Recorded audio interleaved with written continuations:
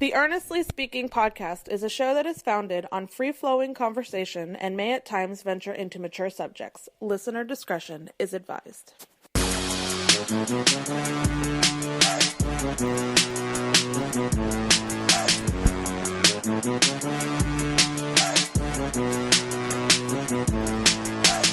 Earnestly podcast coming to you on May 2nd, 2021. Hey, I'm a year older. I am officially 41 years old. Yeah, the countdown to extinction continues. And we'll get into a couple minutes how I spent my 41st birthday. Wasn't too excited, to be honest with you. But of course, this podcast you can find on all podcast catchers such as Amazon Music, such as Apple Podcasts, Spotify, Stitcher Radio, Google Podcasts, all that. Of course, Earnestly Media you can find across all social media platforms such as YouTube, obviously. And in fact, if you notice, a lot of the episodes that we recorded maybe over a year ago, I've been missing off the podcast feed. I have an archive already started up for all the podcasts, not just this one, but also my wrestling podcast. Take 3 Wrestling, so you can see the archives as well too behind. But yeah, it will have the archives there for all the shows. I'm thinking about putting actually even more archives from the older shows from even years back that at least sound interesting. So anyway, as I just said, just turned 41 years old, and this one, by the way, this is not gonna be a long pod, because I actually have a recorded podcast with an old friend.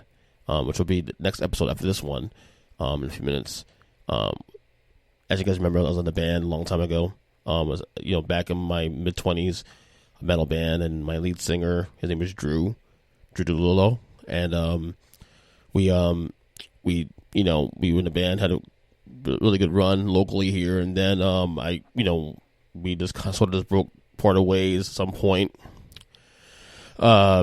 For a lot of reasons, we'll probably delve into that, I'm sure, in our podcast. But we didn't talk for a good while. I think it was a good 8 to 10 years we didn't talk. But he'll be on the show tonight. It will be next episode of this one. So, but yeah, it looks like really excited about this one because we've got a lot of stories to share in that one. But anyway, 41st birthday. Like I said, I last podcast we did here, I told you the shit sandwich that was this week between my dog, who we had to take him to the vet. Luckily, gratefully, he is okay, but that's $500 down the drain there. I also said about my car breaking down. Luckily, it wasn't a bigger issue, but still, a couple $100 there. I had to commit to that. So it's been a rough week in general. And then this weekend, so as you guys probably know that by now, if you listen to this podcast for years, you know that my mother and myself both had the same birthday, May 1st. So this year, my sister had planned on throwing my mom a party on the day itself. So my wife had decided the day before to take me out to, so I guess, an Asian cuisine today for my birthday. We had it planned on doing a little date night. Now, this is actually our first date night we've probably gone on in well over a year. We haven't done a date night since before COVID. And I was pretty excited about it. We made the plans the same day. My mom said she watched the kids for us that night so we could do it. And then some point during the day while I was at work, I get a phone call, a text from my wife saying that basically my youngest son has the sniffles. And basically he's coughing, sneezing, and then, his nose is running like a floss and all that. And then my wife gets my oldest son, Eli, from school about 3 o'clock in the afternoon. And then apparently he's complaining about an earache. So we're thinking, oh, geez, ear infection. And he has a little bit of a cough as well, too. So my wife, of course, being very not overbearing or whatever, but a little panicking at times, but she's always likes to be on top of these things. She says, well, let's get him tested for COVID. Because remember, near my house, they're still doing testing for free, rapid test. Which means also we decided to cancel our night because we didn't want to get the kids anybody else sick. So luckily the kids came back negative for COVID, thank God. which is great. But our plans are ruined for the night. And plus we were stressed at that point. We're just, part of the shit sandwich. And I was pissed off, too, because I was looking forward to just having time with my wife alone. We haven't had nothing of the sort in a very long time.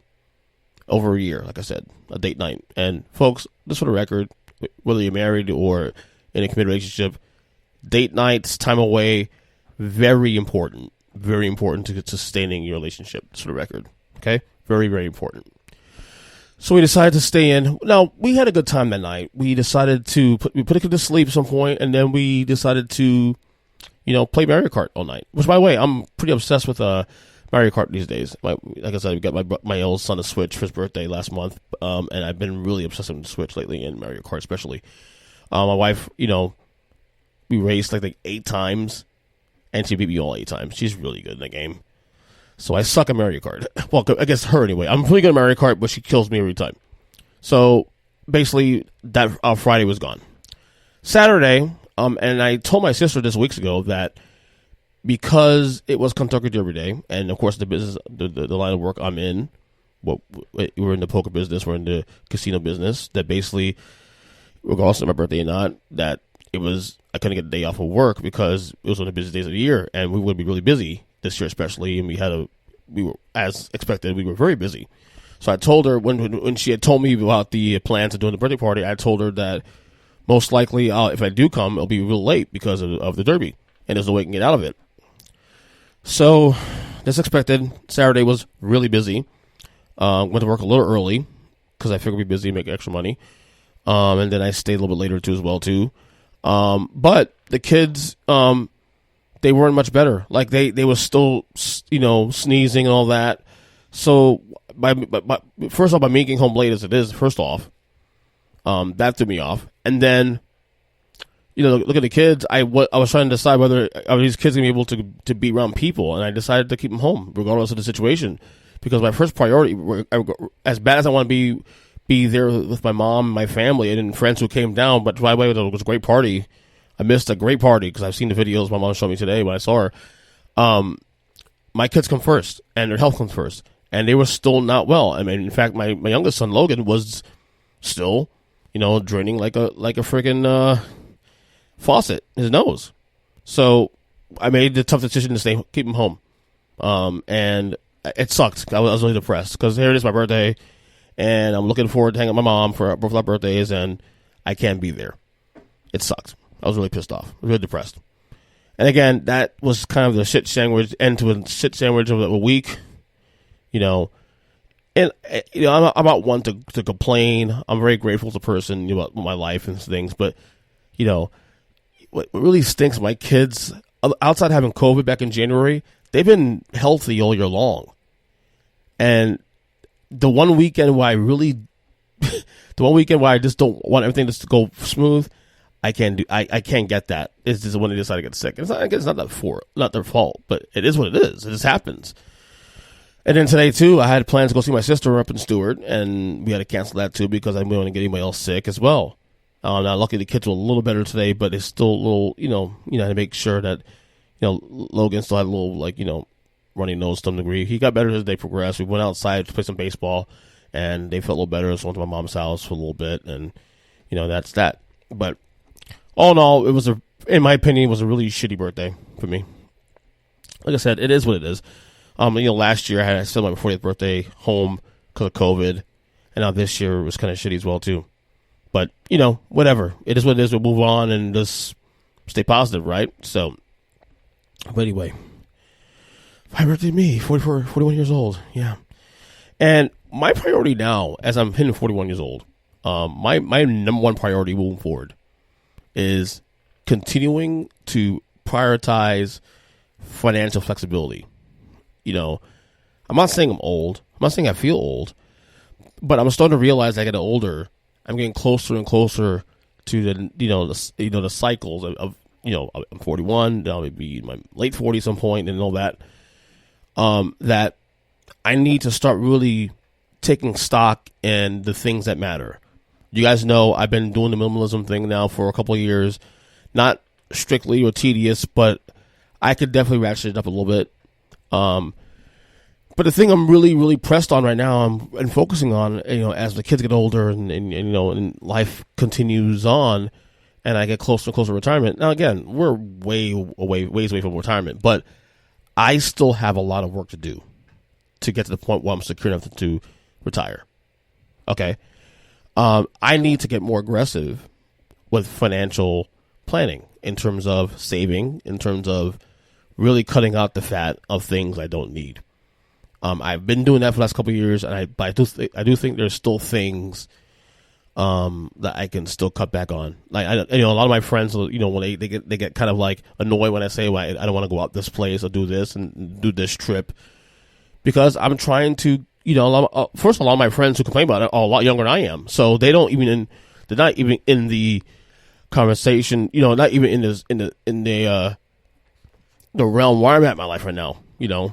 One of the reasons why I don't want to buy a new car, because I spent my entire life having car payments, and I'm done with that. I'm done with things of that nature. I want to be able to get ahead and be able to have flexibility. That is the one thing I think I prioritize more than any right now in my life, outside my family, is financial flexibility. And I can't have that if I'm financing things I don't need.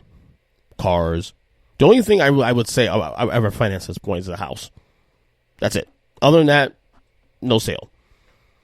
So I'm really trying to make an effort to just focus on things like that. Focus on, saving, which may require me to work more. I think my wife is going to be doing a second job for a little while. I'm going to be picking up more hours of my job, most likely, to get ahead as well, to continue to get aggressive and use this time to, if there's enough time to get aggressive with that and to save and to do this and that, I'm going to do that, because it gets more challenging when you have kids. And in my case, I value the time spent. So I don't want to be that dad who's always at work and never see his kids, because what's the point? But I want to do enough to provide my kids, but also enough to where I'm there physically as well too. They value my time more than anything else.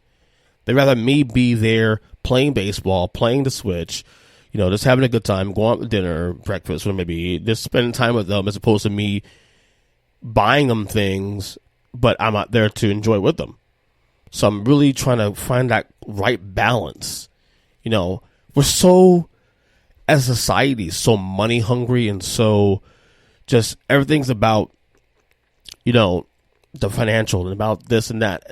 And I get that. It's important, but there's nothing more important than spending time with your family and investing time into your children, and of course your family, wife, children, doesn't matter. There's nothing more important than that. And to me, I think my biggest challenge is there are moments when I want to ratchet up the work schedule, because one of the good things with my job is that I make decent money and not having to work 40 plus hours to do it. So the value there is being home with my family is more than probably the usual middle class person.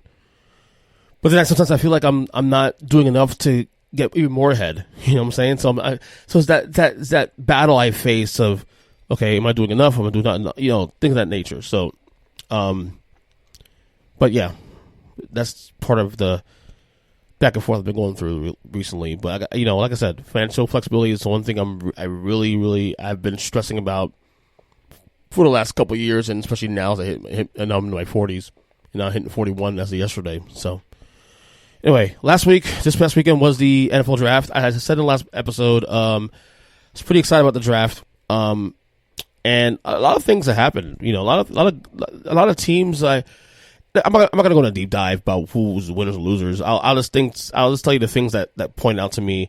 Like Trevor Lawrence, number one, was not a surprise. I expect the Jaguars to probably at some point be competitive. Not next year. Trevor Lawrence is right now undefeated in all regular season games from college to high school. That's going to end this year, obviously. I don't think the Jaguars are going to be much better than 5-6 wins this year anyway. So, he of course he went number one. Zach Wilson went number two. The big mystery coming to the draft off the gate was who's going number 3 to San Francisco. There's a lot of rumors about Mac Jones going there from Alabama. Alabama's Mac Jones going there, and Trey Lance ended up being the guy to go number 3. I'm a Giants fan, so obviously I want them to do well, but my number 2 team is always the Dolphins. And I was hoping Kyle Pitts fell to number 6 Unfortunately, the Falcons got Kyle Pitts from Florida. The Falcons got him in number 4, which, again, I looking back in hindsight, I wish the Dolphins would have stayed number 3, honestly, because I think Pitts is special. I think Pitts could be like another Gronk or Aaron Hernandez, another great all-time great tight end that can make Tua even more dangerous. Dolphins did pretty well in the draft. A lot of analysts like what they did. The Giants actually traded back twice. With the Bears at with the 11th pick, ended up getting the receiver for Florida. And they traded back again in the second round and got more assets. So it was good to see the Giants get more assets because this is a team that needs a lot of help across the board. The Giants should be a little better this year. I think they're going to be, honestly, probably their ceiling is maybe 8. Well, now it's a 17-game season, so there's no more 8 and 8s. So 8 and 9. That's going to be weird when I do my over-unders podcast later in the year. Doing the over-unders, and there's no 500 anymore. So there's no longer 8 and 8s. It's either 9 and 8 or 8 and 9. So you can't be stuck in mediocrity anymore because mediocrity doesn't exist anymore. But I thought they did what they had to do, get more assets. The Dolphins, of course, were really, really good. I don't have a comprehensive thing, but what we're going to do, but like I said, we got another podcast I'm dropping tomorrow with Kyle and Big Jim about the draft. We're going to go a little more detailed than I am here of the draft and all that. Okay, before I go, last thing. Like I said, it's going to be a shorter pod today. So I did 40 minutes what we've been doing lately.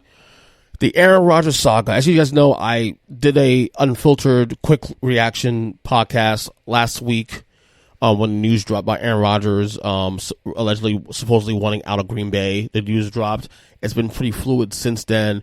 Aaron Rodgers supposedly wants the GM fired. There's been a lot of talk as far back as last year when the Packers drafted Jordan Love and all that. And thus far, nothing has happened. The Packers have said right now publicly that they're committed to Aaron Rodgers and they're committed to getting an extension done. But again, that's all talk speak. They keep saying that, and that yet an extension has not been done yet. And by the way, in my opinion, Aaron Rodgers has a right to be pissed off. The Packers fans can sit there and complain about, Aaron Rodgers, what a dork, he's going to want to leave here. No, the Packers have not done right by him for years. Okay, they haven't given the weapons necessary for him to win games. Their front office has been pretty shit over the course of the last decade. Ted Thompson really, really got dry. And then he left, of course, a couple years ago. So a lot of things have played into this, and like I said, they have not done right by him. My thing is on the Packers. If you don't think the situation is rectified, he has value. Trade him away, get something back for him. But he has a right to be pissed. I mean, this saga, unfortunately for him, he's that much leverage, and the Packers keep saying that he's going to be back next year and all that. Whatever, is what it is. But to me personally, Aaron Rodgers has a gripe. I was talking to my friends who are Packer fans also, and they all agree with me too. They think that Aaron Rodgers has a right to be pissed off, and the front office has not done nothing for him really. And that's that. I don't know, percentage chance of him come back as a Packer next year, I think it's 50-50 at this point because he doesn't have much leverage. He really doesn't. I mean, he could hypothetically sit out, and that'd be fine. But I mean, he also will cost a lot of money in the process. So, but I don't know. But it's a fascinating story. This is right now the biggest. Well, I mean, obviously Tom Brady was last year, but this reminds you of the Peyton Manning saga, although Peyton Manning was cut by the Colts only because of his neck issues, and they drafted Andrew Luck at the time. That was a lot cleaner. This one is going to get ugly, probably. So, but Aaron Rodgers has a case to be made, if you will. So, anyway, like I said, this is a shorter end podcast. I have to record another podcast with my buddy Drew. I'm looking for that one dropping as well after this one.